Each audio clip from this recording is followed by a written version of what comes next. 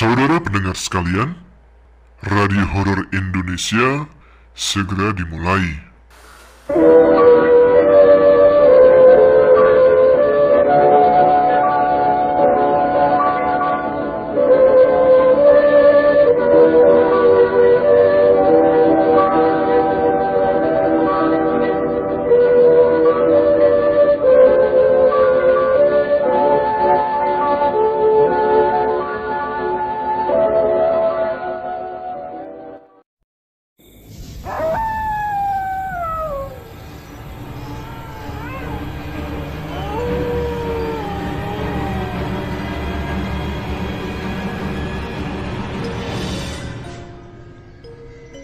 Assalamualaikum warahmatullahi wabarakatuh.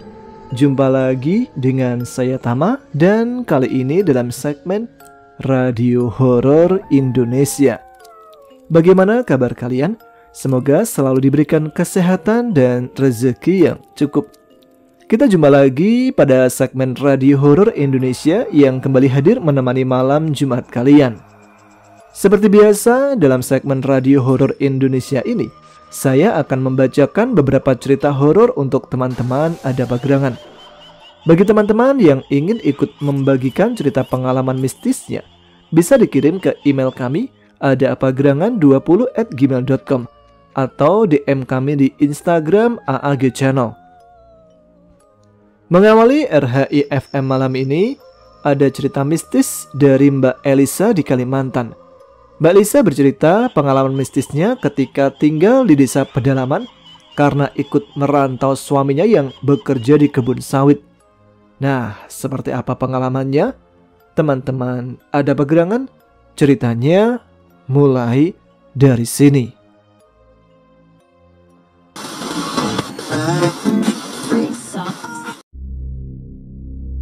Kenalkan, nama saya Elisa Aryani. Inilah kisah pengalaman hidup saya. Saya menikah dengan suami di tahun 2014. 3 bulan setelah menikah, kami pun ingin hidup mandiri terlepas dari orang tua maupun mertua. Setelah memilih dan memilah tempat mana yang akan kami tuju, akhirnya suami memutuskan untuk tinggal di Tanah Hulu, daerah Kutai Barat, tepatnya di Resak Kampung. Karena di sana ada teman suami yang sudah dianggap seperti saudara. Saya sangat senang karena saya belum pernah merasakan namanya merantau dan tinggal di kampung orang. Setelah fix akan ke Tanah Hulu, malamnya saya mengemasi barang yang akan dibawa sambil membayangkan suasana di sana. Saya belum pernah menginjakkan kaki di kampung orang Dayak. Saya berpikir, apakah kami akan diterima dengan baik di sana? Keesokan harinya, kami pun berangkat dari Samarinda tepat pukul 9 pagi menggunakan sepeda motor. Entah kenapa ketika sampai perjalanan di daerah Tenggarong, saya langsung drop, pusing dan muntah-muntah. Saya heran, saya ini kenapa sih? Kok jadi mabuk begini? Padahal kalau naik sepeda motor, saya tidak pernah mabuk, kecuali kalau naik mobil. Melihat kondisi saya yang seperti itu, suami pun memutuskan untuk putar balik lagi ke Samarinda karena dia khawatir dengan keadaan saya. Namun saya menolaknya karena saya sudah terlanjur ingin merasakan tinggal di kampung orang. Kami pun melanjutkan perjalanan dengan kecepatan yang sedang dan bisa dikatakan lumayan lambat karena suami takut saya tiba-tiba jatuh. Dengan kondisi saya yang drop, kami pun jadi sering singgah untuk istirahat. Namun setelah sampai simpang kota Bangun, suami menolak untuk singgah-singgah lagi dengan alasan di daerah situ dan seterusnya adalah hutan dan tidak ada penduduk. Saya pun hanya mengiyakan. Sepanjang jalan saya hanya melihat pepohonan di kiri dan kanan jalan. Pengendara lain pun tidak ada yang lewat karena pada saat itu cuaca gerimis-gerimis manja. Sepanjang perjalanan suami hanya bertanya, "Bun, yakin bakalan betah di sana? Di sana itu masih banyak hutan, nggak kayak di Samarinda. Apalagi bunda itu orangnya penakut."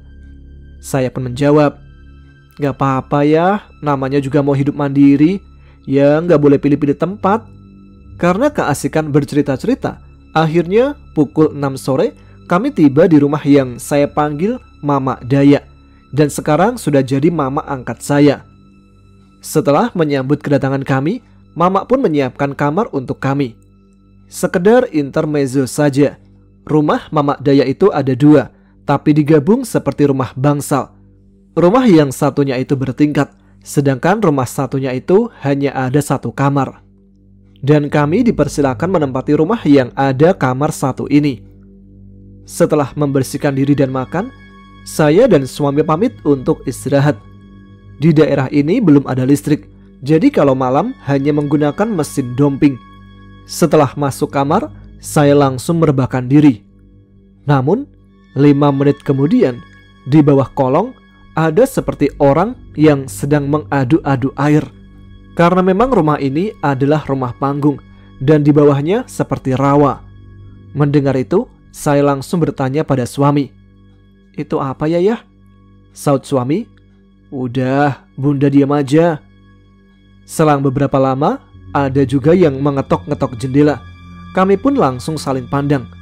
Gimana tidak heran, karena di sebelah rumah itu rawa yang dalamnya sampai lutut orang dewasa. Sedangkan jendelanya juga tinggi. Siapa juga sih yang bisa sampai untuk mengetok jendela? Jarak antar rumah ke tetangga pun sekitar 20 meter lebih. Semakin lama, suara ketokan jendela pun semakin keras. Melihat saya yang ketakutan, suami pun berteriak, "Kami di sini emang pendatang, tapi kami gak ada niat jahat, jadi jangan ganggu kami." Lalu suara ketukan itu pun menghilang. Tetapi malah berganti menjadi suara perempuan menyanyi dengan suara yang sangat melengking dan memilukan hati.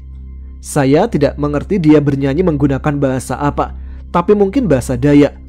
Suara nyanyian itu pun semakin lama semakin tinggi dan terus meninggi, namun tiba-tiba hilang. Saya pun gemetaran sampai pucat dan keringat dingin. Lalu suami mengajak saya untuk pindah ke rumah sebelah. Suami pun membangunkan Mama Daya dan dia kaget ketika melihat saya sudah pucat, ketakutan dan gemetar. Lalu Mama Daya bertanya, "Loh, kenapa ini? Ada apa?" Suami pun menceritakan apa yang terjadi. Setelah mendengar cerita, Mama Daya hanya tersenyum sambil berkata, "Kamu lagi hamil kali, makanya didatangi." Saya pun mengelak, karena setahu saya memang tidak sedang hamil. Mama pun menyuruh kami untuk pindah ke kamar yang ada di lantai 2. Setelah tidur di kamar itu, perasaan saya agak tenang, karena di lantai 2 itu ramai. Ada 3 kamar yang ditempati oleh anaknya Mama Daya dan keponakannya. Tepat jam 12 malam, mesin domping dimatikan. Kami tidur dalam gelap-gelapan. Saya pun tertidur lelap dan tidak merasakan apapun. Namun jam 6 pagi saya bangun karena perut saya sangat sakit. Saya pikir mungkin ini panggilan alam. Namun ketika di WC, saya melihat darah mengucur di kaki saya. Saya pun teriak memanggil suami. Kemudian suami dan Mama Daya langsung membawa saya ke puskesmas dekat rumah. Dan di sana dokter pun membenarkan bahwa saya memang sedang hamil 2 bulan. Setelah tahu bahwa saya sedang hamil, suami pun menjaga saya dengan ekstra karena saya sangat drop selama hamil. Kehamilan saya pun memasuki usia 3 bulan. Waktu itu di rumah tidak ada air sama sekali untuk mandi atau mencuci. Kemudian Mama Daya menyarankan agar kami mencuci dan mandi di tempat nenek di ladang, karena di sana ada sumber mata air yang tidak pernah kering. Tempatnya itu lumayan jauh, sekitar perjalanan 1 jam lebih. Kalau tidak salah, nama tempatnya itu Trans. Kami pun berangkat ditemani oleh anaknya Mama Daya dan istrinya. Ada juga 3 keponakan Mama Daya yang ikut. Kami pun berjalan melewati jalan yang banyak batu-batunya. Di situ suami saya pun menggumam, "Kalau tahu kayak gini, mendingan gak usah pergi aja. Udah jauh, jalannya jelek pula." Suami saya takut kalau saya keguguran kalau melewati jalan berbatu, sedangkan saya sedang hamil. Mendengar suami saya sedang menggerutu seperti itu, saya pun hanya diam, karena saya mengaku saya yang salah. Saya yang memaksa untuk pergi. Maklumlah, namanya di kampung orang, jadi saya pengen jalan-jalan. Setelah 1 jam melewati jalan berbatu, kami pun tiba di ladang nenek. Di sana itu hanya ada pondok nenek, selebihnya hanya hutan. Listrik pun tidak ada sama sekali, jadi hanya menggunakan pelita. Setelah tiba, saya pun langsung mandi dan mencuci. Setelah selesai, kami juga dijamu makanan oleh nenek. Karena keasikan bercerita, tidak terasa sudah jam 5 sore. Kami pun pamit untuk pulang kepada nenek. Sebelum menyalakan motor, suami bertanya kepada keponakannya Mamak Daya, "Ada jalan lain kah selain lewat jalan tadi? Aku nggak mau lewat sana lagi. Kasihan istriku nanti keguguran kalau lewat jalan tadi." Lalu keponakan Mamak Daya pun menjawab, "Ada jalan lain yang lebih dekat, nggak sampai setengah jam udah sampai di jalan raya. Tapi jalan pintasnya itu di tengah hutan belantara." Suami pun menyaut, "Iyalah nggak apa-apa, yang penting cepat sampai. Udah sore juga soalnya, udah mulai gelap." Kami pun bergegas jalan. Karena kami ada 3 motor, jadi yang paling depan ini keponakannya Mamak Daya. Mereka bonceng 3. Di belakangnya ada anaknya Mamak Daya dengan anak istrinya. Sedangkan saya dan suami pun ada di paling belakang. Namun inilah kesalahan besar karena kami memilih jalan pintas. Awalnya saya dan suami tidak merasakan ada yang aneh. Namun semakin lama kami semakin masuk ke dalam tengah hutan belantara yang sepertinya tidak pernah dimasuki orang. Hutannya sangat lebat. Jangankan orang yang masuk hutan itu, cahaya matahari saja tidak bisa masuk saking lebatnya. Jalan pun sangat becek. Setelah melewati jembatan kecil yang sudah rapuh, saya turun dari motor karena jalannya menanjak dan sangat licin. Suami pun berpesan kepada saya, "Bun, jangan nengok ke belakang. Jangan tengok kiri kanan. Pokoknya pandangan lurus saja ke depan." Saya menurut saja, karena kalau suami saya sudah berpesan seperti itu, berarti ada apa-apanya. Soalnya suami saya termasuk orang indigo. Dia bisa melihat makhluk halus. Saya pun berjalan terus menanjak mengikuti yang lain yang sudah jauh di depan. Setelah sangat jauh, saya kok tidak mendengar suara motor suami. Kemudian anaknya Mamak Daya pun berteriak memanggil suami saya. Tapi suami saya tidak ada menjawab. Akhirnya disusullah sama anaknya Mamak Daya ini. Dan betapa kagetnya begitu melihat suami saya yang berusaha mendorong sambil mengegas motor, tapi motornya tidak bergerak sama sekali. Aneh, padahal motor anaknya Mamak Daya dan keponakannya bisa saja melewati jalan tadi. Anak Mamak Daya pun membantu untuk mendorong motor. Sambil mendorong motor, suami saya pun bertanya, "Kamu gak dengar kah? Dari tadi aku teriak-teriak panggil kamu."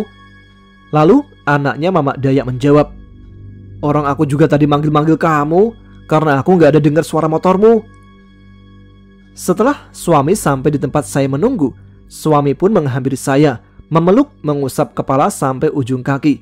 Saya tidak tahu dia sedang apa, soalnya mulutnya komat-kamit sambil matanya terpejam. Hari pun semakin gelap. Kami melanjutkan perjalanan dalam hutan tersebut. Saya yang tidak pernah peka akan kehadiran makhluk halus, tiba-tiba saja merasa di sekeliling saya itu seperti ada banyak orang yang penuh sesak dan sedang melihat kami. Saya pun hanya memejamkan mata karena ketakutan sambil memeluk suami saya. Saya merasakan jalan yang kami lewati ini semakin lama semakin sempit, karena di kiri dan kanan kaki saya terkena rerumputan. Dan fiksnya lagi, di dalam hutan ini sudah sangat gelap seperti malam. Saya hanya membaca doa dalam hati, jangan sampai kami tersesat dan tidak bisa keluar dari hutan ini. Namun dari kejauhan saya mendengar suara kendaraan berlalu lalang. Saya pun merasa lega. Yang membuat saya tidak habis pikir, setelah melewati jembatan bambu yang sudah reot, tiba-tiba langit menjadi terang. Dan tidak lama kemudian kami pun tiba di jalan raya. Sepanjang jalan raya, saya melihat dari spion wajah suami saya seperti lain. Tatapannya kosong, badannya dingin dan tidak ada menegur sama sekali. Saya pikir mungkin dia marah kepada saya. Namun ketika sampai di rumah, suami saya langsung masuk ke kamar dan duduk di pojokan kamar sambil menggeram. Saya pun mendekat dan bertanya kenapa. Dan betapa kagetnya ketika dia menoleh, bola matanya itu putih semua. Tidak ada bola matanya yang hitam. Saya pun terus mendekat, namun suami saya berjalan jongkok mundur menjauhi saya. Semakin saya mendekati dia, semakin dia menggeram. Tidak pakai lama, saya pun langsung memeluk erat suami saya, dan dia tidak bisa memberontak. Saya merasakan tubuhnya yang awalnya dingin kemudian menjadi hangat. Dia pun tidak lagi menggeram. Geramannya telah menghilang. Tidak lama kemudian, suami saya langsung muntah dan muntahannya itu berupa lumpur. Setelah menenangkan suami, saya pun bertanya apa yang terjadi. "Bunda inget gak waktu ayah meluk terus usap bunda mulai kepala sampai ujung kaki itu? Ayah nitip kodamnya ayah buat jaga bunda sama adik. Karena di sekeliling hutan tadi banyak pejuang Dayak zaman dulu. Mereka gak suka karena kita masuk wilayahnya. Soalnya hutan itu jarang dijamah sama manusia. Lalu ada peliharaan Panglima Dayak itu ikut kita. Dan alhasil masuk dalam tubuhnya ayah. Untungnya bunda ngambil tindakan cepat karena peliharaan Panglima Dayak itu takut sama kodamnya ayah yang ayah titipkan sama bunda." Setelah mendengar itu pun saya tidak mau memikirkannya lagi. Yang penting saya, suami dan adik dalam perut tidak kenapa-napa. Beberapa hari kemudian suami pun mendapat panggilan kerja di perusahaan sawit di Muara Siram. Suami pun mulai bekerja di sana. Karena belum mendapatkan mes, suami kerjanya pulang pergi antara Resak Kampung dan Muara Siram. Pernah suatu kali saat suami saya lagi kerja, saya iseng main-main di Sungai Bongan bersama keponakannya Mamak Dayak. Entah kenapa, saya ingin sekali berenang di sungai tersebut. Padahal aslinya saya tidak bisa berenang. Namun, saya tetap nekat berenang padahal arusnya sangat deras. Mungkin karena ngidam kali ya, atau bawaan hamil, jadi pengen berenang. Keponakan Mamak Dayak pun hanya bisa diam menatap saya. Setelah puas berenang, saya pun pulang. Sampai di rumah Mamak Dayak, saya ditanya dari mana. Saya menjawab habis berenang di Sungai Bongan. Dan betapa kagetnya Mamak Dayak kemudian langsung marah kepada saya. "Kamu nggak tahu kah? Di situ ada buayanya. Berani benar kamu sembarangan berenang di situ? Kamu nggak takut kah dimakannya?" Saya hanya terdiam karena saya benar-benar tidak tahu kalau di sana memang ada buaya.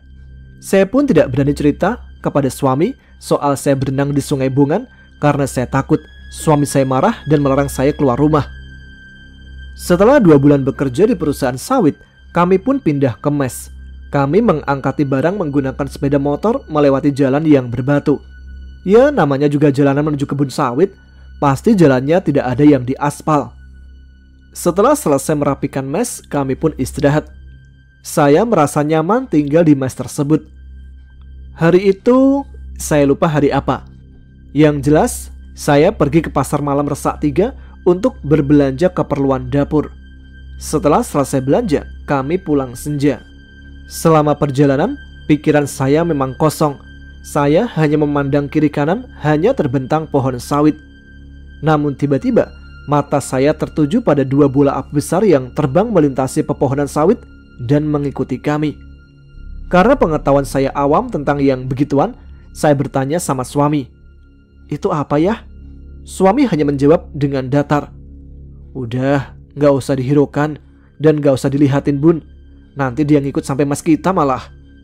Saya pun memalingkan pandangan ke sebelah kiri. Setengah jam kemudian, saya menoleh ke kanan dan bola api itu sudah tidak ada. Namun ketika memasuki hutan sawit yang semakin lebat dan tidak ada pondok sama sekali, hari pun sudah malam. Di situ sangat tercium bau yang sangat menyengat dan menusuk hidung. Aromanya seperti nenek-nenek yang sudah tua renta, kata suami segitu. Lalu tidak lama kemudian ada aroma seperti orang menggoreng ayam. Pokoknya macam-macam sudah aroma yang ada di sana. Jalanan sudah gelap dan yang ada hanya cahaya dari lampu motor. Untungnya kami sampai rumah dengan selamat. Singkat cerita, memasuki usia kandungan ke-7, pagi itu saya dan suami sedang menjemur pakaian. Namun tiba-tiba lantai tempat kami menjemur itu runtuh karena mesnya memang berbentuk rumah panggung. Kami jatuh dari ketinggian sekitar 2 meter. Untungnya lagi saya dan kandungan saya tidak kenapa-napa. Namun malamnya ketika saya tidur antara sadar dan tidak sadar, saya melihat makhluk berbadan hitam besar dan berbulu, bertanduk 3, bertaring, kukunya panjang bercakar, matanya merah menyala sedang berdiri di pojok kamar. Dan dia pun menunjuk perut saya dengan tatapan yang sangat marah. Mungkin dia ingin mengambil bayi saya, tapi tidak bisa, karena suami kalau tidur selalu memeluk perut saya. Saya pun memaksa untuk tidur dan memejamkan mata. Keesokan paginya, saya merasakan sakit yang luar biasa seperti mau melahirkan. Suami langsung membawa saya ke Samarinda untuk menerima penanganan yang lebih lanjut. Sesampainya di Samarinda, saya tidak langsung dibawa ke rumah sakit, tapi dibawa ke rumah mertua karena mertua saya orang pintar. Mertua saya hanya bilang begini, "Ini nggak apa-apa, sebentar lagi juga sembuh." Mendengar itu, saya langsung emosi. "Bapakmu itu aneh, nggak apa-apa gimana? Aku udah kesakitan gini masih dibilang nggak apa-apa. Kamu mau aku sama anakku mati kah? Kenapa malah kamu bawa ke sini, nggak langsung ke rumah sakit?" Begitulah umpat saya kepada suami. Padahal saya tidak pernah ngomong kasar kepadanya. Suami pun langsung bergegas membawa saya ke rumah sakit Aisyah dan tidak menghiraukan larangan mertua. Sampai di rumah sakit, dokter pun mendiagnosa bahwa kandungan saya memang sangat turun dan kalau lambat ditangani bisa berujung fatal. Saya juga terkena sakit tipes. Seminggu di sana, kesehatan saya pun berangsur pulih. Saya dibawa pulang ke rumah mertua. Saya tinggal dengan mertua itu sampai saya melahirkan. Tapi suami tetap kerja di Tanah Hulu dan pulang ke Samarinda sebulan sekali. Setelah melahirkan, saya meminta suami untuk membawa lagi saya dan anak saya ke Tanah Hulu. Karena dari awal nikah, saya memang tidak cocok dengan mertua saya. Awalnya suami menolak dengan alasan kalau saya sama anak takut kenapa-napa, karena di sana itu masih banyak makhluk halusnya. Namun, saya tetap membujuk dan akhirnya suami pun luluh juga. Ketika anak saya yang bernama Al berusia 40 hari, barulah kami dibawa ke Tanah Hulu. Sepanjang perjalanan memang tidak ada apa-apa. Namun ketika melewati rumah Lamin, anak saya menangis menjerit-jerit. Melihat anak saya yang menangis menjerit, saya jadi ingat ketika hamil, saya pernah ke rumah Lamin karena ada acara. Saya lupa nama acaranya apa. Yang jelas acaranya itu seekor kerbau diikat di patung ukiran dari kayu ulin. Lalu beberapa orang menusuk kerbau itu dengan mandau sampai kerbau itu mati. Setelah mati, kepala kerbau itu diletakkan di rumah Lamin. Ketika saya hamil dan menuju rumah Lamin, bayi yang ada dalam perut saya menendang dengan keras. Sepertinya saya tidak dibolehkan ke sana. Semakin saya mendekat rumah Lamin itu, perut saya semakin sakit karena ditendangi oleh bayi yang ada dalam perut saya. Akhirnya, saya pun mengurungkan niat saya ke rumah Lamin. Singkatnya, setelah melewati rumah Lamin, anak saya langsung tidur dan tenang. Saya pun tiba di rumah Mama Daya, karena memang saya tidak langsung datang ke mes. Soalnya kasihan supir travelnya kalau dibawa masuk ke mes sawit. Takut dia tidak bisa keluar karena jalannya berkelak-kelok. Semalam tidur di rumah Mama Daya, esok paginya saya dan suami langsung berangkat ke mes. Dan ternyata suami sudah pindah mes. Mes yang sekarang ini lebih nyaman dan lebih besar. Saya melewati hari-hari di mes ini dan tidak pernah merasa takut lagi. Tidak seperti dulu ketika hamil muda. Saya selalu minta ikut dengan suami kalau dia kerja lembur sampai tengah malam. Saya merasa aman dengan kehadiran Al, anak saya. Bahkan ketika saya ke hutan mencari sayuran, saya selalu membawa Al yang masih bayi, karena dia seperti pelindung saya. Sampai suatu malam, ketika suami kerja lembur, waktu itu Al baru berusia kurang lebih 3 bulan. Saya sedang memasak di dapur. Tiba-tiba saja, saya kaget mendengar suara Al menggeram sambil tengkurap dan memukul-mukul lantai dengan mata yang melotot tidak berkedip mendongak ke atas. Saya histeris, takut anak saya kenapa-napa. Ketika saya pegang badannya, ternyata panas dan kaku. Lagian, anak umur 3 bulan kok bisa tengkurap? Lagian dia tadi sedang tidur di atas kasur. Kenapa bisa dia langsung ada di bawah depan pintu sambil menggeram seperti itu? Saya pun menyuruh tetangga sebelah untuk memanggil pulang suami yang sedang di kantornya. Karena di sana mau telepon tidak bisa, tidak ada sinyal. Setelah suami datang, saya sudah menangis melihat anak saya seperti itu. Ketika suami datang, dia langsung mengambil air lalu dibacakan dan diusapkan wajah anak saya. Setelah itu, anak saya kembali ceria dan tertawa-tawa. Sedangkan saya masih syok melihat anak saya seperti tadi. Setelah suami menidurkan Al, dia pun menenangkan saya. Setelah mulai tenang, saya bertanya, "Adik tadi kenapa ya? Kok kayak kesurupan gitu?" Suami cuma bilang, "Oh, nggak apa-apa. Tadi ada tamu tidak diundang masuk ke sini. Adik bisa merasakan. Jadi dia berusaha mengusir makhluk itu. karena Adi itu sepertinya indigo, turunan dari ayah. Mendengar itu, saya hanya bisa menghela nafas. Saya ini kan orangnya penakut, tapi malah saya punya anak dan suami yang dekat dengan makhluk halus.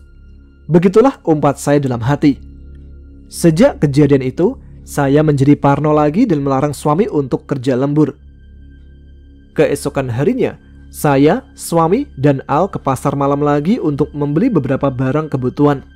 Setelah pulang dari pasar malam, kami singgah makan bakso di persimpangan. Yang berjualan bakso orang Banjar. Dia pun menegur kami. "Kamu gak takut kah membawa anakmu melewati hutan sawit malam-malam seperti ini? Sangat bahaya jalan sawit itu, apalagi anak bayi itu harum." Kami hanya menjawab, "Ya mau gimana lagi, karena kalau nunggu pasar malam di sawit itu masih lama, sedangkan perlengkapan dapur kami habis." Setelah selesai makan, kami pun pamit untuk pulang. Sebelum pulang, penjual bakso itu memberi saya sebuah pisang besar. Lalu beliau bilang, "Kalau kamu dihadang di jalan, lempar pisang ini." Saya pun berterima kasih kepada penjual tersebut. Dan ternyata apa yang dibilang oleh penjual bakso itu benar. Kami dihadang oleh segerombolan monyet-monyet di tengah jalan. Lalu suami menyuruh saya untuk melempar pisang yang diberikan oleh penjual bakso tadi. Sekejap kemudian monyet-monyet itu menepi dari tengah jalan. Dan akhirnya kami pun bisa lewat. Setelah beberapa meter kami melewati monyet tersebut, entah kenapa saya ingin sekali menengok ke belakang. Namun ketika saya menengok ke belakang, sungguh pemandangan yang sangat mengerikan. Saya melihat seekor monyet raksasa berdiri di tengah jalan. Badannya besar dan tingginya itu setara dengan pohon-pohon besar di sana. Matanya bulat besar melotot ke arah saya. Saya tidak mungkin berhayal, karena saya sangat jelas melihat monyet raksasa itu di bawah sinar terang bulan. Saya pun langsung menutup mata dan kembali melihat ke depan. Begitu saya menoleh ke belakang lagi, monyet raksasa itu masih berdiri di tengah jalan. Kemudian saya melihat dia melangkah memasuki hutan. Sesampainya saya di rumah, saya hanya diam dan muka pucat karena saya sawan. Suami pun langsung menawari saya dengan air. Lalu saya bercerita dengan apa yang saya lihat. Namun suami merasa heran karena dia tidak melihat apa-apa. Dan biasanya kalau saya melihat hal yang aneh, suami selalu melihatnya duluan. Keesokan harinya, saya bertanya kepada tetangga sekitar tentang apa yang saya lihat. Dan mereka pun membenarkan bahwa memang ada raja monyet di daerah yang kami lewati tersebut. Setelah bergosip-gosip ria dengan tetangga, suami mengajak saya ke rumah Mama Daya karena suami hari Sabtu dan Minggu libur. Kami pun berangkat sore hari. Sesampainya di sana, belum kami duduk 5 menit, datanglah adik Mama Daya. Mereka datang 3 orang.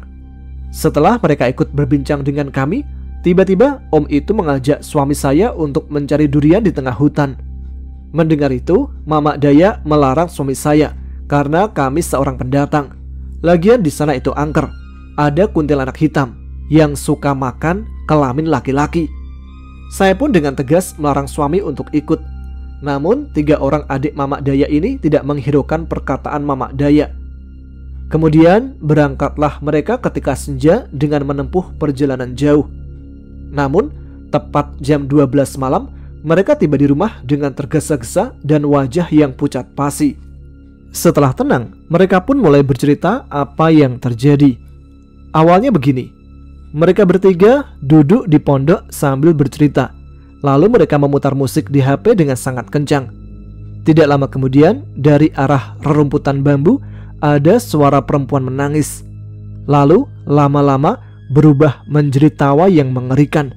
Mereka kira mereka sedang dikerjai oleh seseorang. Salah satu dari mereka pun menantang dengan berteriak, "Woi, siapa kamu? Gak usah nakutin. Kamu tuh cewek sendirian, sedangkan kami laki-laki bertiga. Apa kamu gak takut sama kami?" Setelah itu, suara tawa wanita itu hilang dan suasana hening seketika. Bahkan suara hewan malam pun tidak berbunyi sama sekali. Yang ada hanya semilir angin. Mereka pun saling pandang.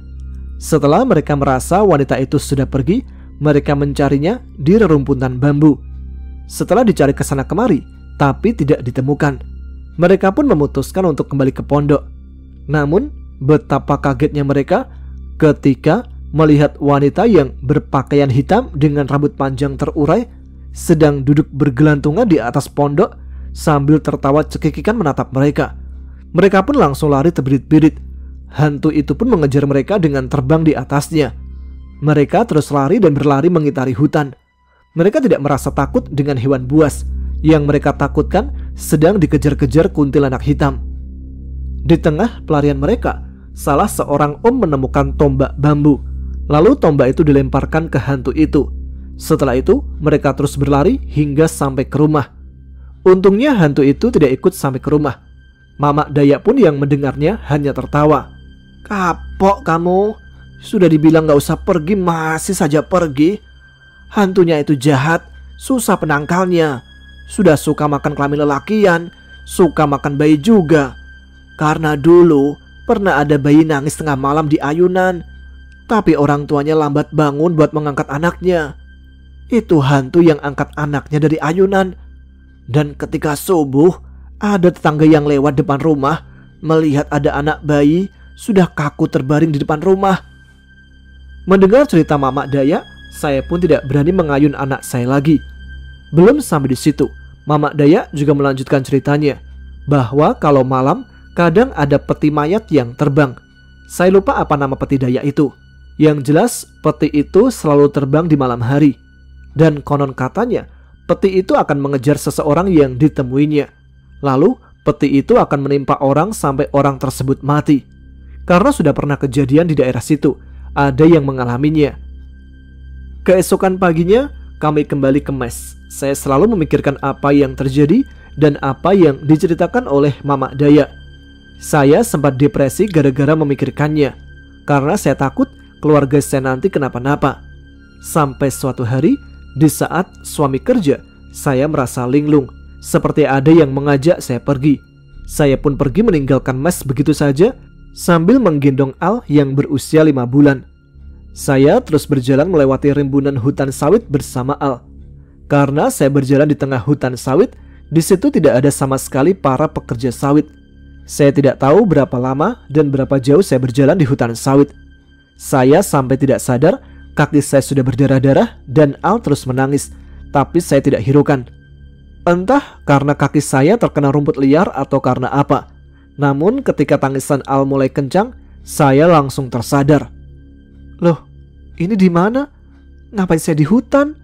Saya pun langsung duduk di bawah pohon sawit yang sangat besar dan rindang untuk menenangkan Al sambil menyusuinya. Saya melihat ke sekeliling. Tidak ada sama sekali tanda-tanda pekerja sawit. Setelah Al tidur, saya pun terus berjalan mencari jalan pulang. Mungkin ada sekitar 1 jam saya berjalan. Saya menemukan sebuah pondok yang sudah tua dan reot seperti lama tidak ditempati. Saya memutuskan untuk istirahat di sana. Begitu saya masuk, perlengkapan dalam pondok tersebut masih lengkap, mulai peralatan dapur sampai kamarnya. Saya pun langsung keluar karena takut kalau tiba-tiba pemilik pondok datang. Lama saya menunggu pemilik pondok juga tidak datang-datang. Saya pun berjalan lagi. Baru sebentar saya berjalan, tiba-tiba ada mobil ambulan berhenti tepat di depan saya. Saya pun heran, dari mana datangnya ambulan ini? Karena saya tidak mendengar suara mobilnya. Bahkan jalan yang saya lewati ini tidak ada bekas ban mobil atau motor. Jalannya itu jalan setapak yang sempit. Dan ketika saya perhatikan, mobil ambulan ini sangat bobrok dan tidak terawat. Tidak mau berpikir aneh-aneh karena saya sudah sangat capek, haus dan lapar. Saya pun langsung mendatangi ambulan tersebut sambil berkata, "Maaf mas, saya boleh numpang kah?" Mereka pun hanya mengangguk. Mereka ada 2 orang, yang membawa mobil seorang laki-laki dan di sebelahnya duduk seorang wanita parubaya memakai baju kebaya. Saya langsung masuk dan duduk di belakang. Begitu pintu tertutup, saya kaget bukan kepalang, karena di sebelah saya ada peti mayat. Saya berusaha membuka pintu mobil, tapi tidak bisa dibuka. Lalu saya menggedor-gedor sang supir, tapi mereka hanya diam dan terus berjalan.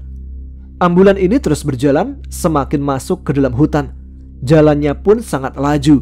Saya hanya bisa menangis menutup mata sambil memeluk Al. Mobil itu pun terus masuk ke dalam hutan, melewati sebuah kuburan tua yang sudah tidak dipakai lagi.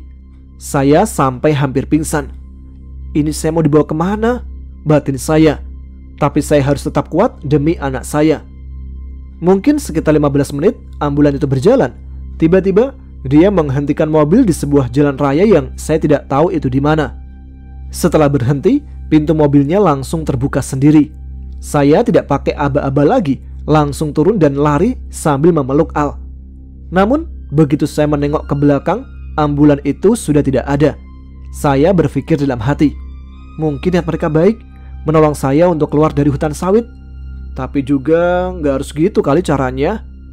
Saya tidak tahu mereka itu manusia atau bukan. Tapi kalau manusia, aneh juga sih. Dan satu lagi masalah yang saya hadapi. Saya berjalan di jalan raya yang saya tidak tahu di mana. Tidak ada rumah atau pondok penduduk. Bahkan kendaraan pun tidak ada yang lewat. Padahal kalau dilihat dari cuacanya, mungkin sekitar jam 1 siang. Saya terus berjalan berharap ada seseorang yang saya temui. Namun, saya merasa pusing dan terduduk di tepi jalan raya. Tiba-tiba, saya didatangi seorang kakek tua yang membawa tongkat. Dia tanya saya dari mana dan mau kemana. Saya belum bisa bercerita karena sangat kehausan. Lalu, kakek itu membopong saya agak sedikit masuk ke dalam hutan. Dan betapa kagetnya ketika dibawa ke rumah kakek tersebut. Rumahnya besar dan megah. Saya pun berpikir, mungkin saya menghayal karena kecapean. Saya didudukkan di sebuah kursi kayu ulin berukir khas Dayak. Lalu kakek itu memberikan saya segelas air yang menurut saya itu air terenak yang pernah saya rasakan. Setelah minum air itu, badan saya terasa segar, padahal saya hanya minum beberapa teguk saja. Saya kemudian memperhatikan sekitar rumah, dan ternyata saya memang tidak berkhayal. Rumah itu nyata saya lihat. Anak saya pun merasa nyaman berada di rumah tersebut. Lalu saya bercerita apa yang saya alami. Kakek itu hanya tersenyum sambil berkata, "Nak, kamu itu polos. Kamu tidak seperti suami sama anakmu yang punya kelebihan. Makanya kamu gampang diganggu oleh makhluk lain." Setelah cukup beristirahat, saya pun pamit pulang. Sebelum pulang, kakek itu memberi saya sebuah batu putih yang sangat halus sebesar telur ayam. Dia menyuruh saya untuk menjaga dengan baik batu tersebut. Lalu kakek mengantar saya keluar dari rumahnya. Saya pun mendadak kaget, karena sekitar 10 meter dari rumah kakek itu ternyata sudah banyak rumah penduduk. Dan saya pun tahu bahwa itu sudah di daerah resak kampung.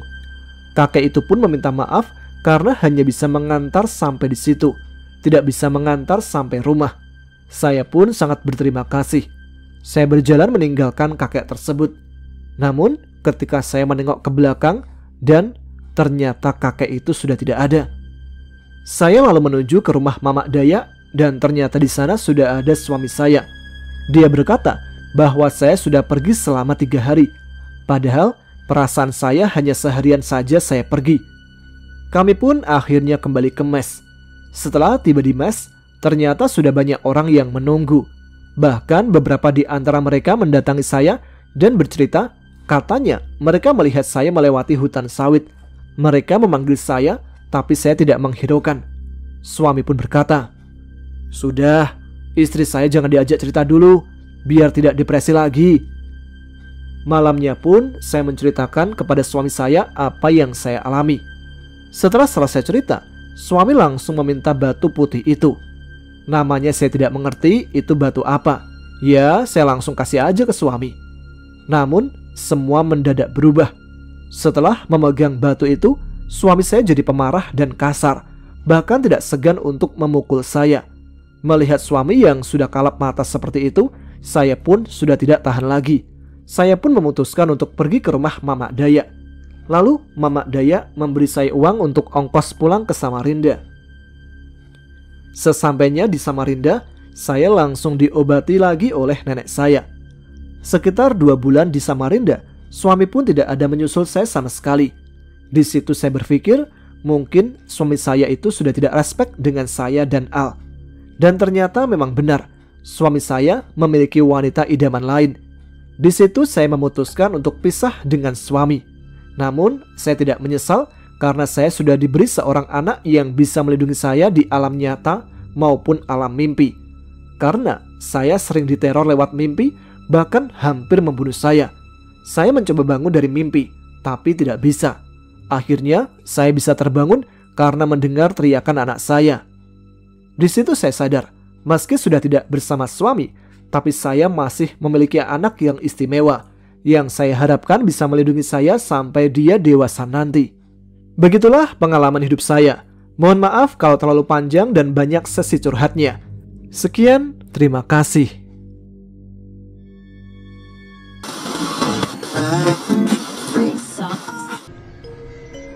Itu dia cerita pengalaman dari Mbak Elisa. Dari dia menikah sampai akhirnya bercerai dengan mantan suami yang penuh dengan kejadian mistis. Dari teman-teman di sini, mungkin ada yang mengalami kejadian sama seperti Mbak Elisa. Bisa dituliskan di kolom komentar. Kita lanjutkan cerita yang kedua. Cerita yang kedua ini cerita dari Mbak Nanda yang membagikan pengalaman tidak menyenangkan karena bisa melihat makhluk-makhluk tak kasat mata dari kecil. Nah, seperti apa ceritanya? Teman-teman, ada apa gerangan? Ceritanya mulai dari sini.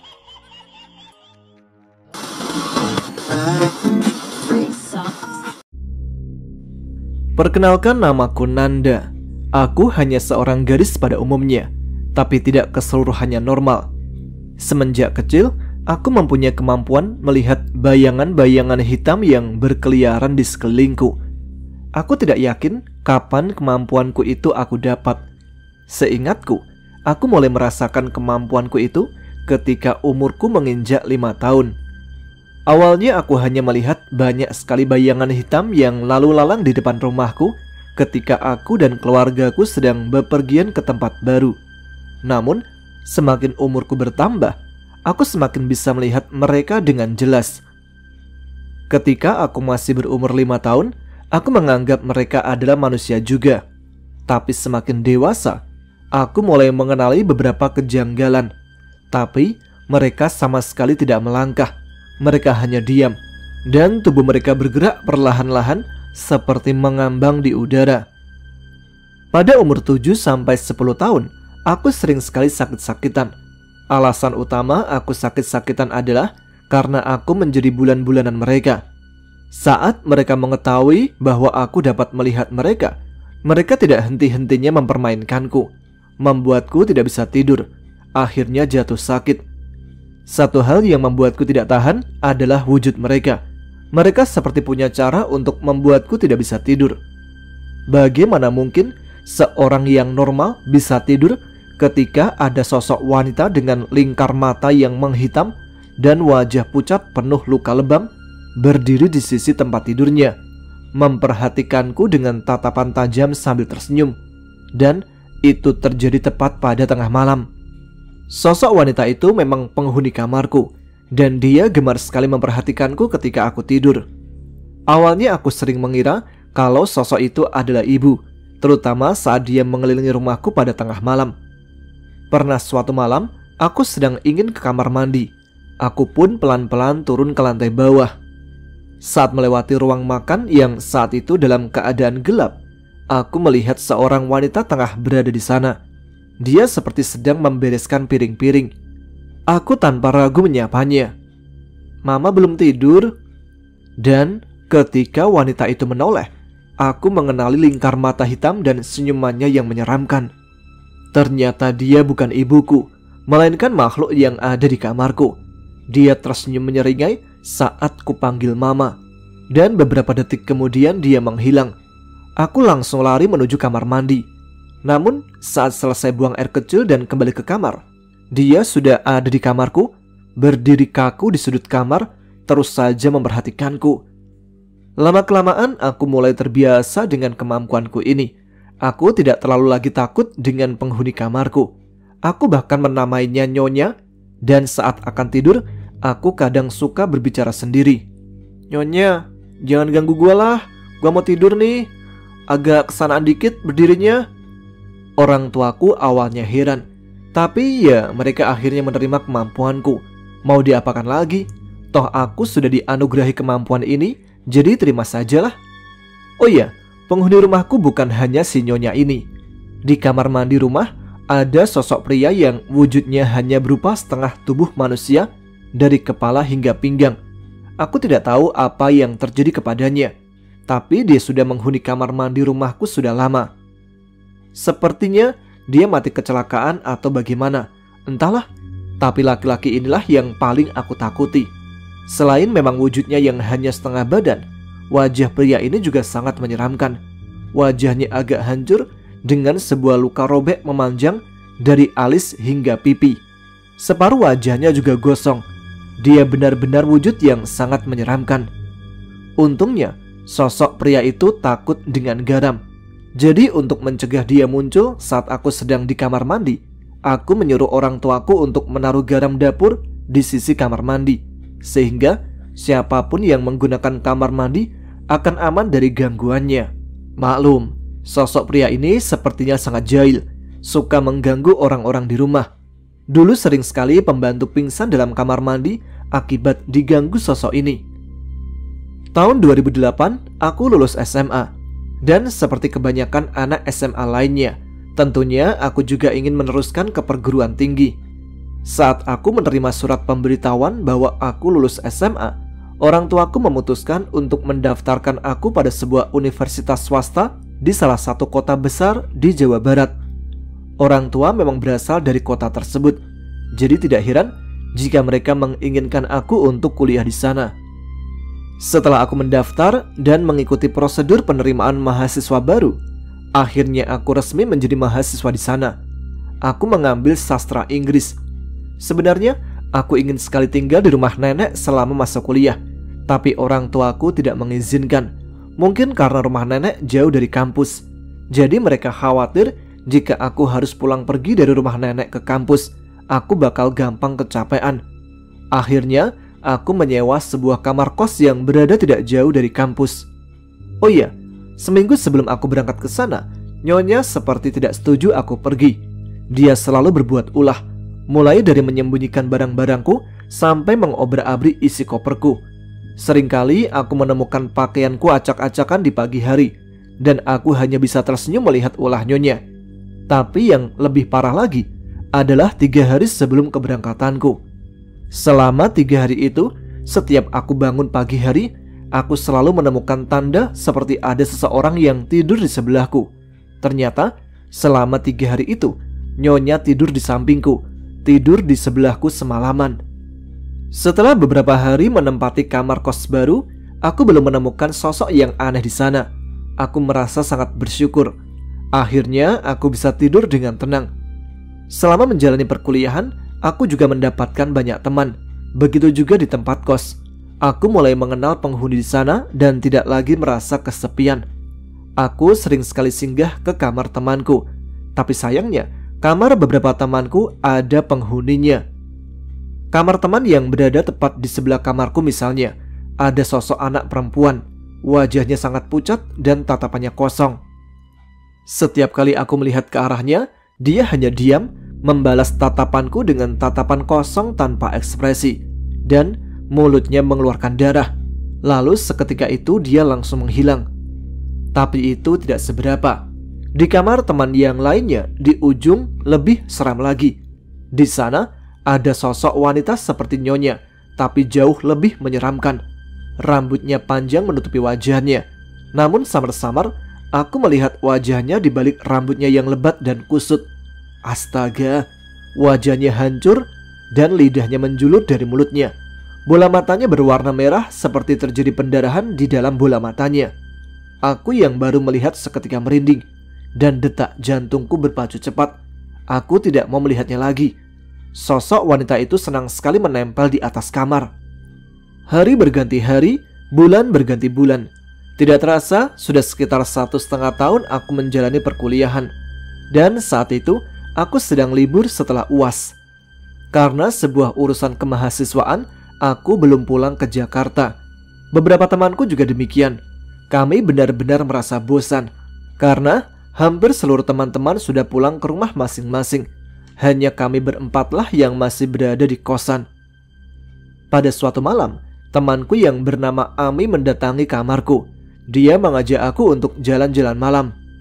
"Daripada bete di kamar, yuk jalan-jalan," ajaknya. Karena memang aku sedang bosan, akhirnya aku menurut. Ternyata kedua temanku yang lainnya sudah menunggu di beranda tempat kos. Mereka adalah Rina dan Yanti. "Kita mau kemana nih?" tanyaku. "Kita jalan-jalan ke kampus," jawab Yanti. Gila, ngapain malam-malam begini ke kampus?" Aku sedikit kaget dengan ide mereka. "Kita cari setan, katanya kan di kampus kita angker. Bangunannya tua, dibangun dari zaman Belanda," tambah Rina. "Wah, nggak beres lo semua." Aku sempat ogah-ogahan. Seperti malam ini, aku sedang tidak mood melihat mereka. "Udahlah, kapan lagi kita bisa jalan-jalan? Ikut aja lah," paksa Ami, dan akhirnya aku pun ikut. Malam itu kami berempat menyusuri jalan menuju kampus. Udara malam itu terasa sangat dingin. Sebenarnya, aku sudah merasakan perasaan yang tidak enak, seperti ada yang mengikuti kami dari belakang. Beberapa kali aku menoleh ke belakang, tapi tidak ada siapa-siapa. Namun beberapa kali telingaku menangkap suara tawa dari kejauhan dan suara seperti orang berbisik. Tapi aku tidak menghiraukannya. Aku terus saja berjalan. Sepertinya hanya aku yang merasakan hal tersebut, karena teman-temanku yang terlihat biasa saja, seperti tidak ada apa-apa. Setelah beberapa menit, akhirnya kami sampai di area kampus. Seperti dugaanku, kampus sudah sangat sepi, tidak ada seorang pun di sana. "Kemana dulu nih kita?" tanya Ami. "Mending kita ke jembatan dulu yuk," jawab Rina. "Ide bagus," jawab Yanti. Akhirnya kami berjalan menuju jembatan cincin yang letaknya tidak jauh dari tempat kami berada. Namun saat sudah dekat, aku memutuskan untuk berhenti. Teman-teman yang lain heran melihat tingkahku. "Kok berhenti?" tanya Ami.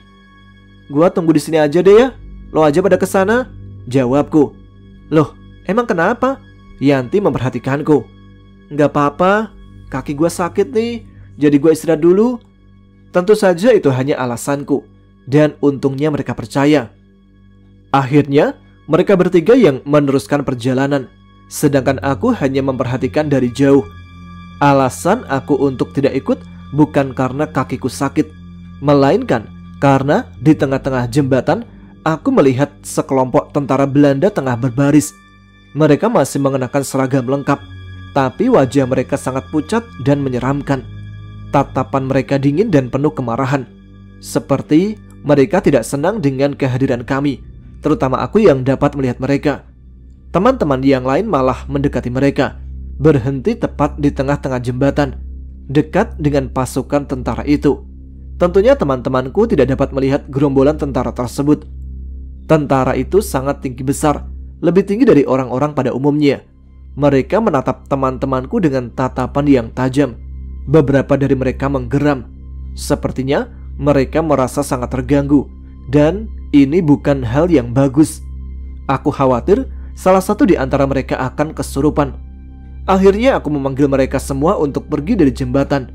Untungnya mereka menuruti perintahku, dan akhirnya kami meninggalkan jembatan itu. Ternyata tentara itu masih memperhatikan kami. Aku pun mempercepat langkah, begitu juga dengan teman-temanku. "Habis ini kita kemana nih?" Rina bertanya kepada yang lainnya. "Kita ke perpus sastra Jepang aja gimana?" jawab Ami. "Setuju," Yanti menjawab. Aku hanya diam saja. Perpustakaan itu sepertinya ide buruk. Setauku, gedung perpustakaan itu memang cukup tua dan salah satu tempat seram yang ada di kampus. Aku juga tidak tahu ada apa dengan teman-temanku ini, tapi akhirnya aku menurut saja. Setelah beberapa lama, kami sampai di sana. Suasana perpustakaan sangat menyeramkan, dingin dan sepi. Karena perpustakaan dikunci saat malam, kami pun tidak dapat masuk ke dalam sana. Kami hanya melihat ke dalam melalui kacanya saja. Di dalam perpustakaan agak gelap, jadi aku tidak dapat melihat detail isi ruangannya. Apa yang bisa diharapkan dari sebuah perpustakaan? Paling hanya deretan meja dan rak-rak buku besar yang berjejer. Saat aku dan teman-teman sedang mengintip ke dalam, Tiba-tiba kami mendengar suara benda jatuh. Kali ini aku bukan satu-satunya yang mendengar. Ketiga temanku pun mendengarnya. Kami saling memandang heran. Apa yang jatuh? Bukankah di dalam tidak ada orang? Setelah beberapa detik saling memandang, kami melihat lagi suasana di dalam perpustakaan. Saat ini jantungku sudah berdetak kencang. Tubuhku juga sudah mulai basah dengan keringat. Padahal saat itu udara sangat dingin. Aku merasa ada sesuatu di dalam sana, tapi aku tidak tahu apa itu.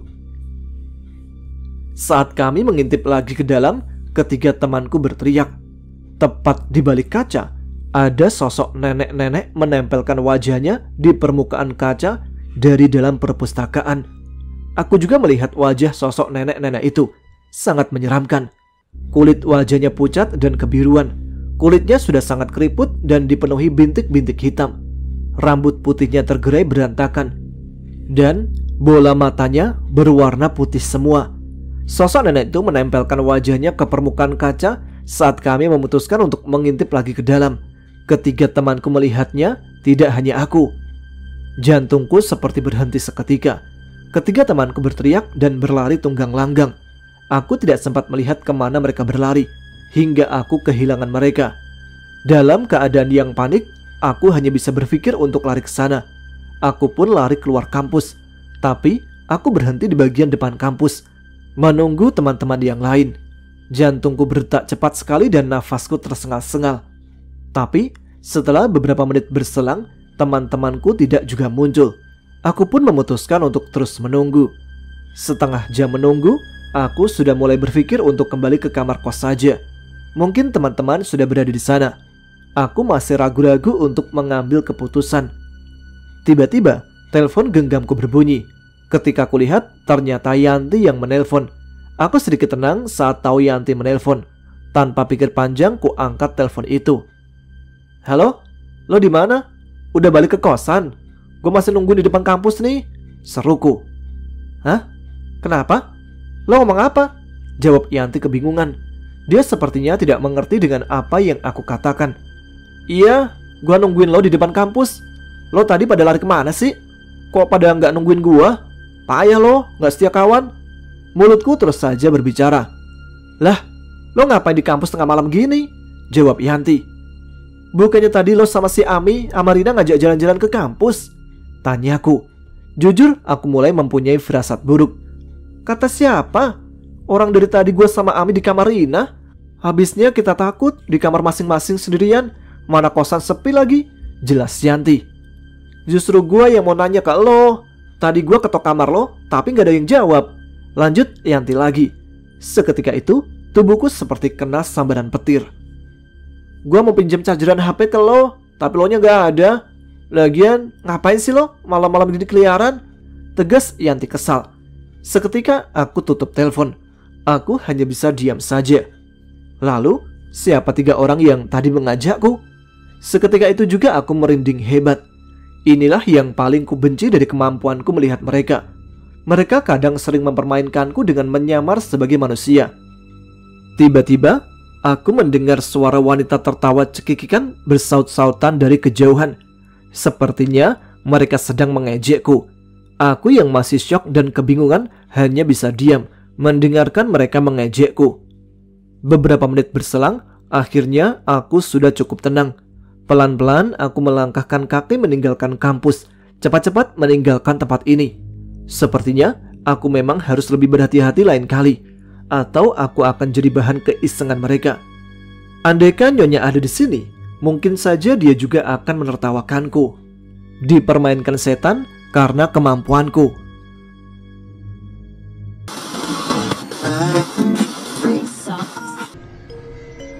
Demikian cerita yang dialami oleh Mbak Nanda dari Jakarta. Kalau dengar dari ceritanya, iseng juga ya mereka ngerjain orang supaya masuk ke tempat angker lalu ditertawakan. Minta dibakar emang. Ya sudah, kita lanjut ke cerita yang ketiga sekaligus yang terakhir. Cerita dari Mbak siapa ini? Dari Mbak Umi yang ada di Jakarta juga. Pengalaman yang termasuk mistis, detik-detik meninggalnya nenek dari Mbak Umi ini. Oke, seperti apa ceritanya? Teman-teman, ada pegerangan? Ceritanya mulai dari sini.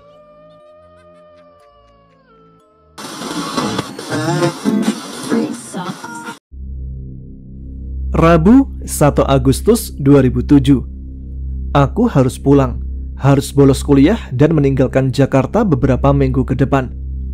Oh iya, ngomong-ngomong, namaku Umi. Aku tinggal di Jakarta. Aku seorang mahasiswi di sebuah universitas swasta di Jakarta. Aku memang sudah lama tidak pulang kampung. Aku memang malas sekali pulang kampung. Aku lahir dan besar di Jakarta dan sudah terbiasa tinggal di sana. Oleh karena itu, setiap kali libur tiba, hanya orang tua dan kakakku yang pulang kampung. Sedangkan aku memilih untuk tetap di rumah dan menghabiskan waktu bersama teman-temanku. Beberapa kali orang tuaku menyuruhku untuk ikut saat mereka mengatakan bahwa nenekku sangat ingin bertemu denganku. Namun aku tidak bergeming. Aku selalu melewatkan saat-saat pulang kampung dan kuakui mungkin bukan tindakan yang baik. Nenekku sudah sangat tua, umurnya sekitar 85 tahun, sedangkan kakekku sudah meninggal beberapa tahun yang lalu. Menurut orang tuaku, kakek meninggal pada tahun 1996. Saat itu aku masih kecil dan belum mengerti. Sebenarnya aku tidak sekecil itu sih, tapi hanya saja saat itu aku memang belum paham hal-hal seperti ini. Aku baru mengerti bahwa kakekku sudah meninggal beberapa tahun kemudian. Dan setelah itu, nenekku tinggal sendirian. Orang tuaku dan saudara-saudaraku yang lain memang sering mengunjungi nenek. Waktu itu aku pun sering ikut. Nenekku orang yang baik. Beliau selalu menceritakan pengalaman-pengalaman hidupnya. Nenek dan kakek memang pernah hidup di zaman penjajahan Belanda, sehingga selalu punya cerita untuk diceritakan. Mulai dari sulitnya hidup kala itu, sehingga bagaimana nenekku bersekolah di sekolah yang dibuat Belanda. Aku memang sayang nenek, tapi semakin dewasa, aku semakin malas pulang kampung dan mengunjunginya. Tapi kali ini aku harus pulang. Karena sudah beberapa minggu ini, nenekku dirawat di rumah sakit karena tubuhnya yang semakin melemah. Belum lagi serangan berbagai macam penyakit.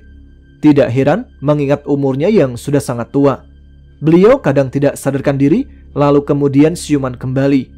Kadang nenek masih bisa diajak berkomunikasi, tapi kemudian mulai berbicara tidak karuan. Beberapa minggu ini, orang tuaku dan beberapa adik ibuku bergantian menjaga nenek di rumah sakit. Namun karena desakan pekerjaan, mereka sudah tidak dapat menjaga nenekku lagi. Hingga akhirnya mereka menyuruhku datang untuk menjaga nenekku selama 1 minggu. Setidaknya sampai ibuku kembali dari dinas luar kotanya. Jadi tidak ada pilihan lain, karena saat itu hanya akulah yang tidak sibuk. Sedangkan anggota keluarga yang lain sibuk mengurus pekerjaan mereka. Aku pun menyanggupi untuk menjaga nenek seminggu ini. Dan akhirnya aku kembali menginjak kampung halaman orang tuaku. Aku sengaja berangkat pagi-pagi sekali dari Jakarta, karena sore hari ibuku harus segera berangkat. Siang harinya aku sampai di rumah sakit dan ibu sudah menungguku di ruang tempat nenek dirawat. Ketika aku datang, dia sudah berpakaian rapi dan siap berangkat. Ibu menjelaskan apa saja yang harus aku perhatikan dan di jam-jam berapa saja aku dapat pulang ke rumah nenekku untuk mengambil baju ganti. Seluruh penjelasan ibuku dapat ku mengerti. Setelah itu, dia segera berkemas dan pergi. Setelah ibuku pergi, aku menggelar matras yang telah kusiapkan di atas lantai. Aku juga mengeluarkan semua buku-buku yang kubawa untuk mengusir rasa jenuh. Aku sudah siap melewatkan beberapa hari ini di rumah sakit. Beberapa jam setelah kepergian ibuku, tepat pukul 7 malam, suster mengantarkan makan malam untuk nenek. Dan kebetulan sekali nenekku bangun saat itu. Beliau tersenyum saat melihatku. "Kamu sudah besar ya Umi? Terakhir nenek ketemu kamu masih kecil," ujar nenek sambil tersenyum. "Iya nek, Umi sibuk sekolah, jadi gak bisa ikut ibu kalau pulang kampung." Aku tahu aku berbohong, karena sebenarnya aku tidak sesibuk itu. Lagi pula, mana mungkin aku sibuk di saat hari libur? Sangat tidak masuk akal sih. Tapi nenekku seakan tidak peduli. Beliau hanya tersenyum seakan memaklumi alasanku. Tangan nenekku yang hangat meremas tanganku dan aku tersenyum. Nenek pasti lapar kan? Ini makanannya udah datang. Makan yuk Nek, Umi suapin. Nenekku memandangku dalam dan menganggukkan kepalanya. Aku segera menyiapkan makanan yang sudah tersedia, lalu menyuapinya satu persatu ke mulut nenek. Tapi baru beberapa suapan, nenek sudah mengangkat tangannya memberi tanda cukup. Aku berhenti menyuapinya dan meletakkan makanan itu di meja. Aku mengerti kenapa nenekku hanya makan sedikit. Pasti kondisi badannya tidak enak. Nenekku berbaring kembali, memandangku dan tidak berhenti tersenyum. Nenek gak usah banyak bicara dulu. Mending nenek tidur lagi. Kalau perlu apa-apa, bilang aja ke Umi. Aku membalas senyum nenekku. Nenek gak perlu apa-apa. Tapi tolong kasih tahu sama pemuda yang lagi berdiri di depan pintu. Kalau dia mau masuk, masuk saja. Jangan berdiri di sana. Aku langsung kaget dan seketika menoleh ke arah pintu kamar. Namun tidak ada siapa-siapa di sana. Bulu kuduku mulai berdiri. Tapi aku kemudian teringat dengan kata-kata ibuku yang mengatakan bahwa nenek kadang suka berbicara ngawur. Mungkin saat ini beliau sedang mengigau. Masuk aja, jangan berdiri terus di pintu. Aku berkata ke arah pintu. Memang terlihat bodoh karena tidak ada siapa-siapa di depan pintu. Tapi aku lakukan itu demi menyenangkan hati nenek. Udah Nek, udah Umi suruh masuk. Sekarang nenek istirahat ya. Nenek tersenyum, lalu matanya perlahan-lahan tertutup. Saat nenekku sudah tertidur, aku menaikkan selimutnya dan mulai membaca buku. Baru saja mulai membaca, tiba-tiba sebuah tirai yang berada di dekat pintu masuk bergerak sendiri, seperti ada sesuatu yang memasuki kamar rawat nenekku. Tidak hanya itu, ketika sedang membaca, aku merasakan sesuatu yang dingin menyentuh pundakku. Aku berbalik ke belakang dengan cepat, hingga buku yang kupegang jatuh ke lantai. Namun, tidak ada siapa-siapa di belakangku. Sedangkan tirai di dekat pintu masih bergoyang-goyang. Aku hanya bisa diam beberapa detik, lalu memutuskan untuk tidur. Keesokan harinya, aku masih memikirkan peristiwa semalam. Apakah nenek memang sedang mengigau atau berbicara yang sebenarnya? Setelah makan siang, nenek tidak bisa tidur. Jadi aku pun mengajaknya berbincang-bincang sedikit, lalu menanyakan kembali kejadian semalam. Nek, emang semalam nenek lihat pemuda di depan pintu? Tanyaku. Iya, pemuda itu ngeliatin nenek terus. Aku semakin merasa tidak enak mendengar jawaban nenek. Terus, gimana Nek pemuda itu? Dia tinggi, rambutnya pendek, disisir ke samping. Cakep deh. Dia ngeliatin nenek terus. Dia juga ngeliatin kamu. Perasaanku semakin tidak enak. Mendengar nenek mengatakan itu membuat jantungku sudah berdetak cepat. Mungkin nenek salah lihat kali, tanyaku lagi. Tapi nenek tersenyum dan berkata, nenek gak salah lihat kok. Aku pun tidak ingin meneruskan pembicaraan itu, karena semakin lama aku semakin ketakutan. Aku lalu menyuruh nenek untuk istirahat saja, sedangkan aku menonton televisi yang disediakan. Setelah makan malam, nenek kembali tidur. Tubuhnya semakin kurus dan pucat. Hal ini membuatku semakin ketakutan. Aku takut sesuatu terjadi kepada nenekku. Malam harinya, perutku terasa lapar. Karena persediaan makanan kecilku habis, aku memutuskan turun ke kafetaria untuk membeli beberapa makanan kecil. Saat itu, nenek sedang pulas tertidur, dan aku mulai berjalan keluar dari kamar rawatnya. Saat melewati meja suster, aku menitipkan pesan agar mereka sering mengecek nenek sampai aku kembali. Suster itu bersedia, maka aku segera turun ke dasar rumah sakit. Beberapa menit kemudian, aku naik ke atas dan dengan membawa beberapa makanan kecil serta beberapa susu karton. Saat melewati meja suster, seluruh suster menyapaku. Sepertinya tidak terjadi apa-apa selama aku pergi. Maka aku pun melangkahkan kakiku menuju kamar rawat nenekku. Namun, saat ku buka pintu kamar, aku tersentak kaget hingga susu yang kubawa terjatuh. Aku melihat sesosok pria sedang duduk di samping ranjang nenekku. Dia duduk menghadap nenek dan terus saja memperhatikan beliau.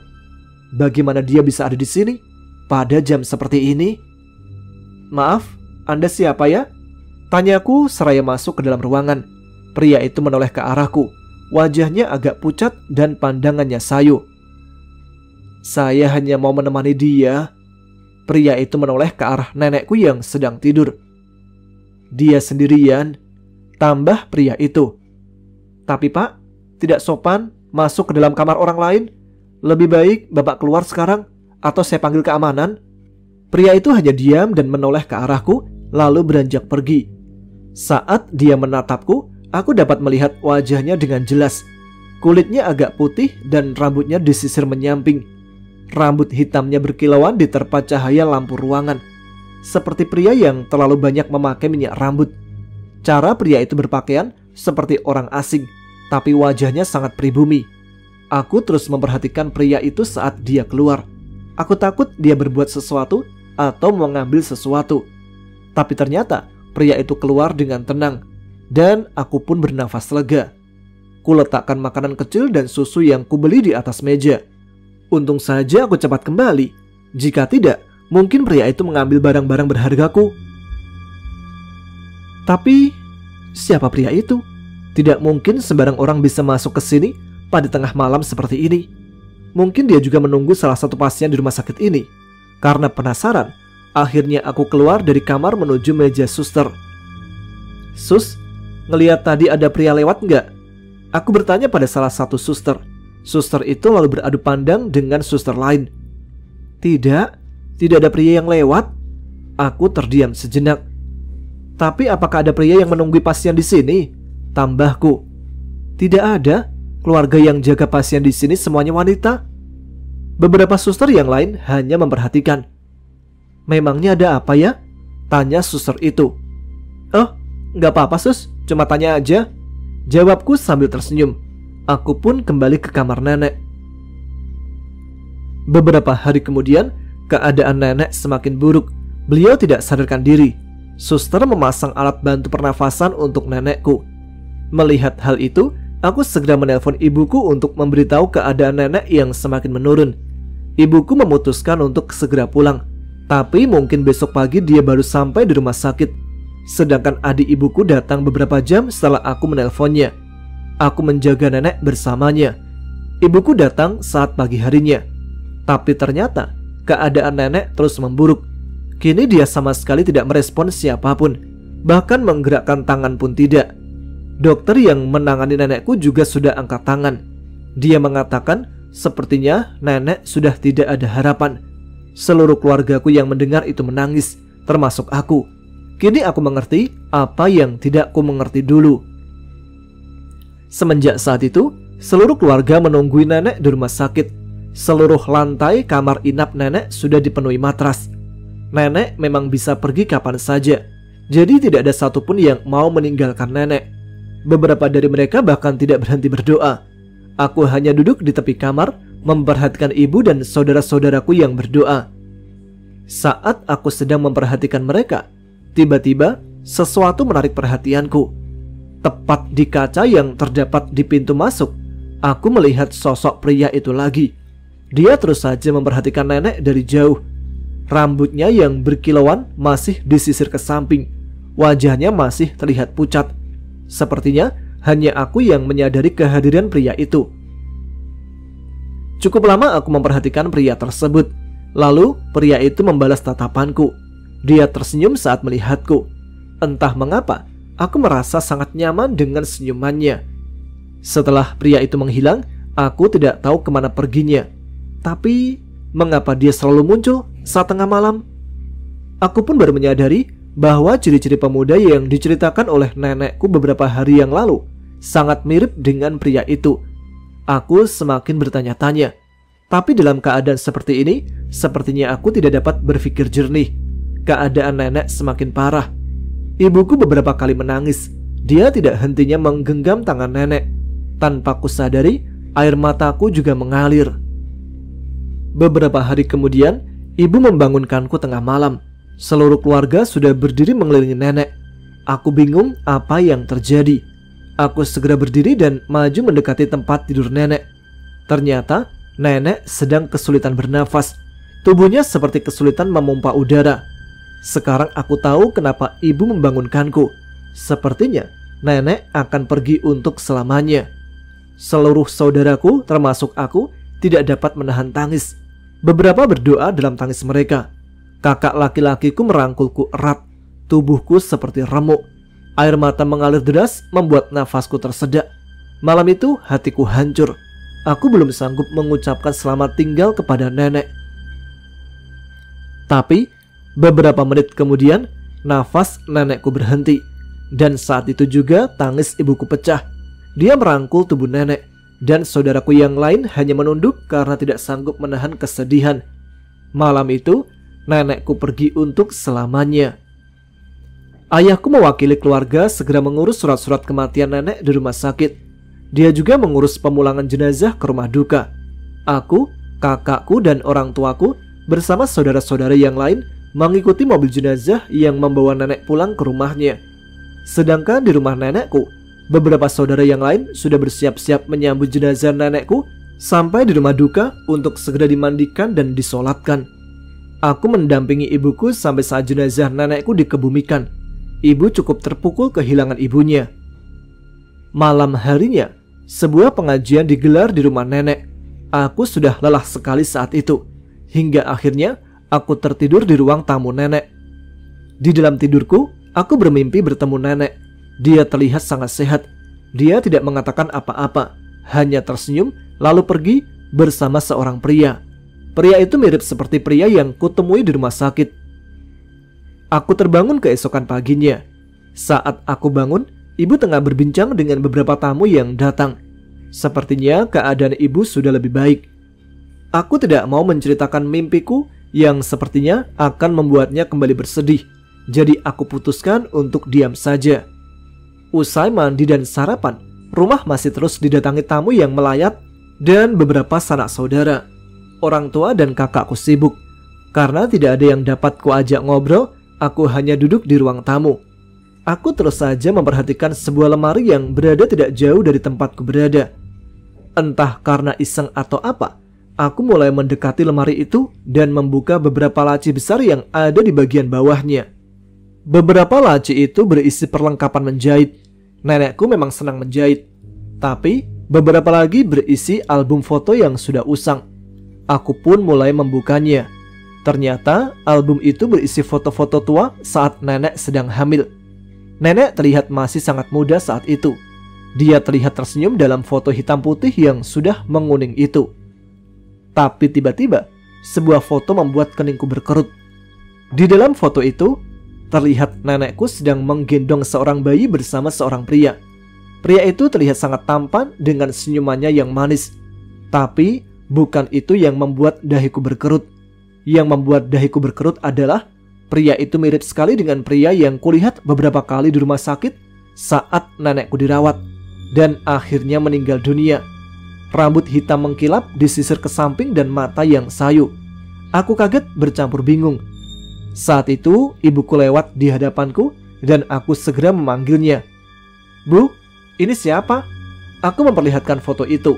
Ibuku melihat sebentar lalu berkata, "Itu kan kakek sama nenek kamu waktu masih muda. Dan yang digendong itu ibu." Lalu ibuku pergi. Jantungku berdebar kencang. Rasa dingin mengalir di telapak tanganku. Jadi yang nenek lihat dan aku sempat melihatnya adalah mendiang kakekku. Aku memang tidak pernah melihat foto kakekku saat beliau masih muda. Aku hanya melihat fotonya ketika kakek sudah tua. Ingatanku kepadanya juga tidak terlalu jelas karena saat itu aku masih sangat kecil. Aku terdiam beberapa menit, sama sekali tidak menyangka bahwa pemuda yang dilihat nenekku adalah suaminya yang juga adalah kakekku. Mungkin kakek sudah tahu bahwa nenek akan menyusulnya, jadi dia datang untuk menjemput nenek. Tanpa aku sadari, air mataku mengalir pelan-pelan di pipiku. Bagaimana ini semua bisa terjadi? Mungkin ini memang kehendak Tuhan, karena segala sesuatu terjadi atas seizin Tuhan. Aku tentu tidak akan melupakan kejadian ini, dan aku berharap Tuhan menyediakan tempat yang terbaik untuk kakek dan nenekku. Mereka sudah tenang di sisi Tuhan Yang Maha Esa saat ini. Itu dia cerita-cerita horor yang dapat kita sajikan untuk malam ini. 3 cerita horor dan dari mbak-mbak semua ya. Mana nih mas-masnya, belum ada yang eksis. Terima kasih untuk teman-teman yang sudah mengirimkan ceritanya ke Ada Apa Gerangan. Dan kembali, yang ingin cerita pengalamannya dibacakan di sini bisa dikirim ke email kami adaapagerangan20@gmail.com. Sebelum kita akhiri radio horor malam ini, kita sapa dulu teman-teman yang sudah menuliskan komentar di episode RHI FM minggu lalu. Kali ini ada